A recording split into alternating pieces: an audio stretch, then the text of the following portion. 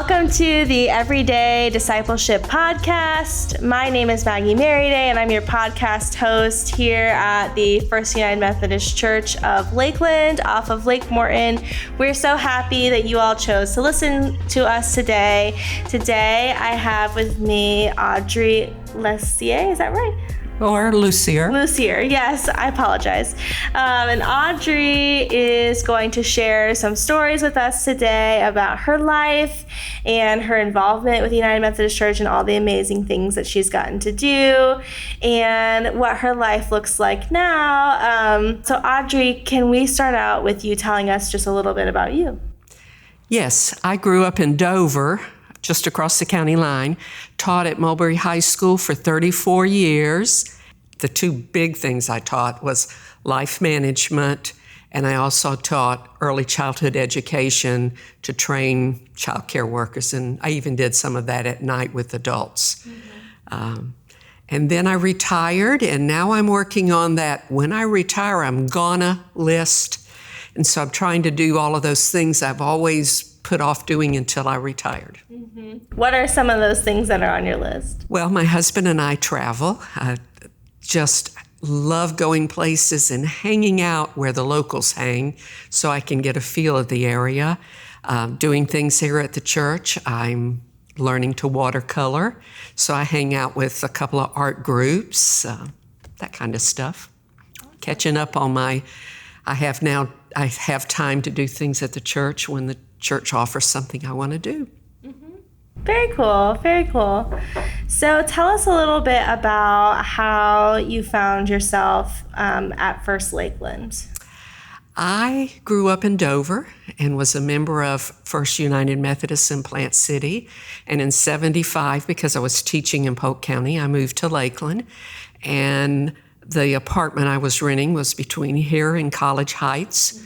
So I checked out both churches and met some people in a Sunday school class here that I fell in love with and still with, and picked this. Mm-hmm. And in the beginning, I kind of divided my time and eventually ended up here full time. Mm-hmm.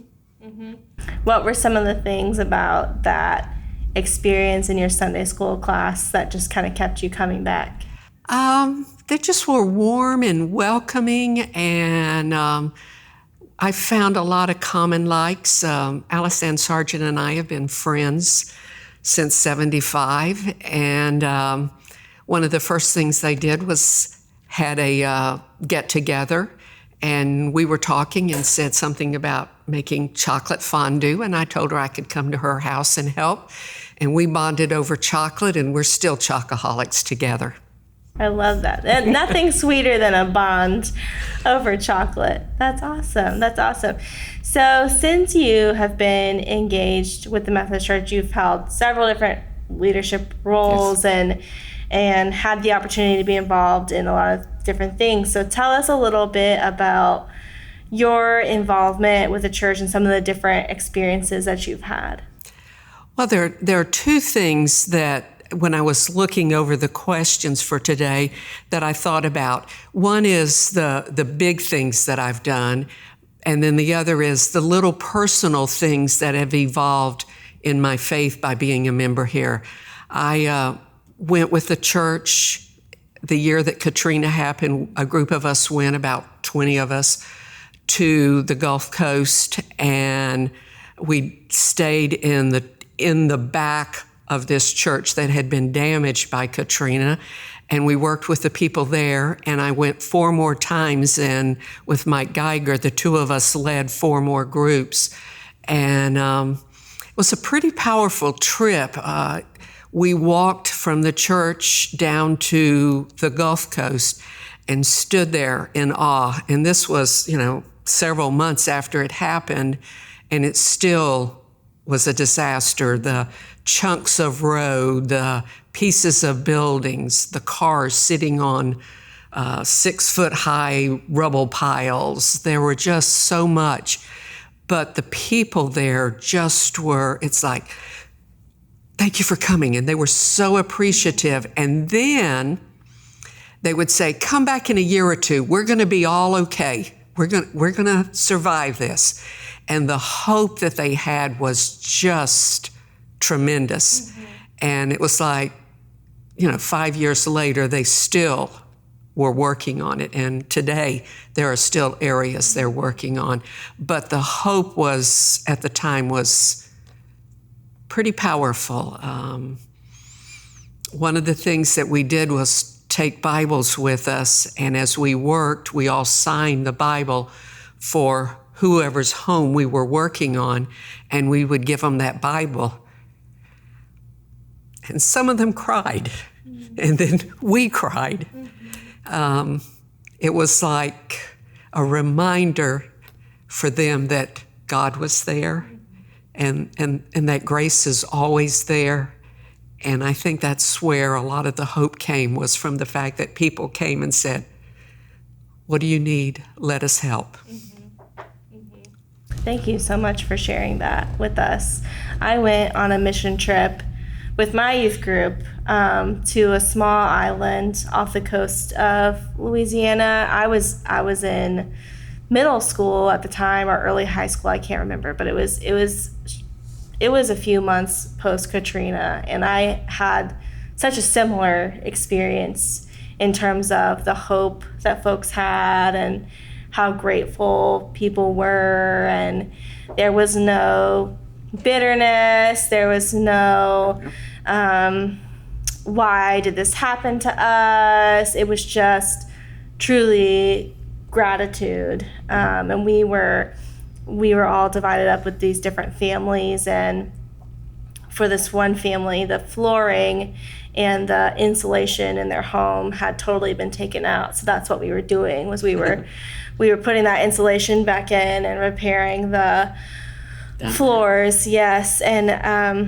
at the end of it, the folks had pulled together what little money they had to rent one of those inflatable slip and slides so we could have a water slide party. And that was just such a kind touch, that even though they had so much to worry about right now, they wanted to still do what they could to show us how much they appreciated what we were doing. Well, we saw a little of that.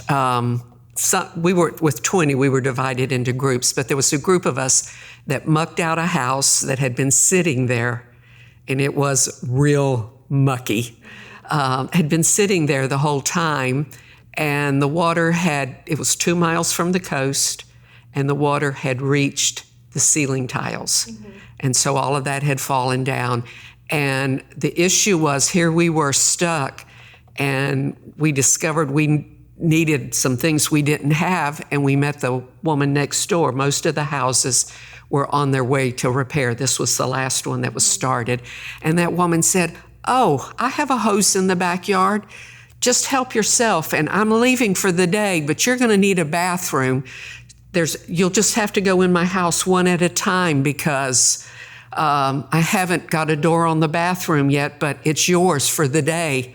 So here's this woman that didn't know any of us, and she leaves for the day and leaves her house open for us to go in to have a bathroom. But and then we finished early, and our last day we got to go. It was not on our to-do list, but we had a few hours, so we got to go and put up some sheetrock and do some things for her. And that's one of the people that cried. And we left her a Bible, and she said, "Oh, I have been so busy, I hadn't even thought about the fact I didn't own a Bible anymore." So some pretty powerful stories come out of those kind of trips. And people that go don't always know what they're going to do, and they think, well, maybe I can't go. But you can go, because the work evolves. The first trip, somehow or another, and the friends that I have that know how I talk to everybody will laugh at this, but it evolved that I was the one that they asked to speak to the homeowners, because you can talk to anybody. And so I got that privilege and that responsibility. So how did you become engaged with UMCOR and FEMA and those opportunities to go on these trips? Well, those of us that went all of us, when we saw how much was needed, we wanted to go back. And UMCOR had a program, and here being the home of the Florida Conference, there was a group there working to get people help, not only there, but here in Florida for previous hurricanes here. And it's just some of us said, well, we want to go back. And we said, okay, who's going to go? And somehow or another, I don't remember how, but Mike and I agreed that we could handle the leadership if we shared it. Mm-hmm. That worked well for us. He had the knowledge about what physical labor needed to be done, and I could do the paperwork and the assigning jobs and all of that good stuff. So it sounds like service and giving back to others is a really integral part of who you are and your values. Can you recall a time in your life when that became instilled in you, or was there a particular person in your life who did that for you? I grew up in a household. My mother was my rock as far as my faith training, but my dad never said much, but our thing, we were poor, but I guess everybody we knew was poor, but you just helped people when they needed help. I can remember my dad stopping when he'd see a car stopped by the road and people standing there, he'd stop to help. So he led by example that people need help, and it's your job to do that if you can. So let's talk about life now. You mentioned that you're working on your list of things that you're gonna do when you retire. How do you see God working in your life now? Well, the struggles are different. I have been in the Koinonia Sunday School class from the beginning. In fact, we laugh about the fact that we were the young adults back when we started, and Virginia Sorry kept saying, you have to find a name, you have to find a name. And she gave us a name, and we looked at it and said, nope, that's not us. And we said, we'll find one. And then we did a lesson on the term koinonia, and it's about faith and working as a group with your faith. That's part of the definition. And we said, this is us. Mm-hmm. And that group has been together, and we take in new people. And any of you out there that want to come join us, please come visit. We're a small group. We do a lot of sharing and talking. It's that kind of group rather than a teacher-led. And we do have a teacher that leads us, but rather than a teacher teaching us and we listen, all of us talk about our faith issues. And because we've been together so long, most of us are now orphans. Most of us do not have parents left anymore. So we've gone through that with each other. We've lost a few class members within the class, and we're always there for each other. So I think the faith issues that you face when you're 16 are very different when you're 66. And part of being a part of a church is, as you come to those new places, somehow or another, God provides you with the words and the wisdom that you need to get you through that. We've all cried together as all of us lost our mothers. We've cried together as we lost a class member. And we've leaned on each other.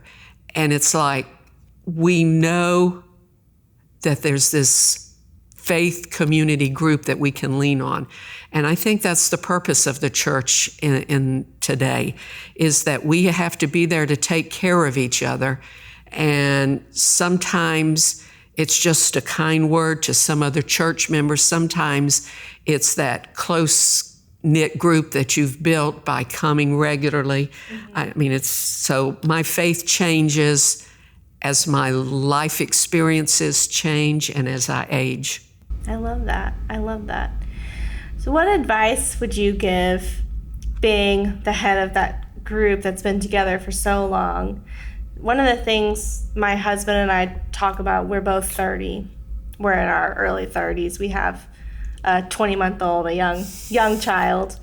And for us, we're really looking for like-minded folks that are our age who are interested in engaging with their faith and with having those conversations. But it seems like that's hard to find. We have lots and lots of friends, but we don't have many friends who are engaged with a church community. That seems to be something that's harder to do. I don't know if it's always been like that in my 30 years of life. I'm similarly to you. I grew up going to church, but it seems like folks my age with children and work and the way the working world is like right now, we've sort of become disengaged in some ways. So what would your advice be to folks like me and my husband who really have this desire to want to get started and to build a group like the Koinonia Sunday School group, but we just really don't know where to start?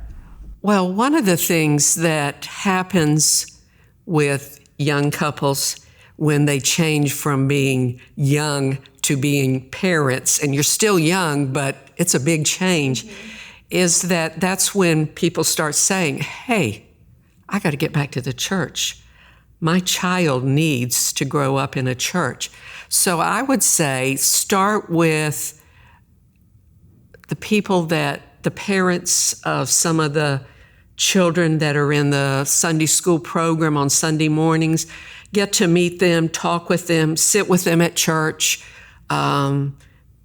maybe have some social events for the Sunday school parents of the 20-month-old kids or whatever. And that's something that the church is highly geared to help you with. They can send out invites to that group and you can have some get together. And if you don't have somebody that has a house or a backyard to do something, and I would try to do that because all these children running around in the backyard is just a good way to connect. But if you don't have that, there are ways to use part of the church building to come and play. I mean, you might even be able to figure out how to use some of these slides or whatever, and then have a picnic out here or something. Any kind of silly just get together and get to know each other. And once that starts, you'll have spells where you don't see each other or people will disappear for a little bit, but they'll come back. If you've taken the time to get to know each other, they'll come back. Yeah, I appreciate that so much. Thank you so much for sharing. What does everyday discipleship mean to you? I've thought a lot about that one because I am struggling with my latest goal, the latest thing that's here heavy on my heart.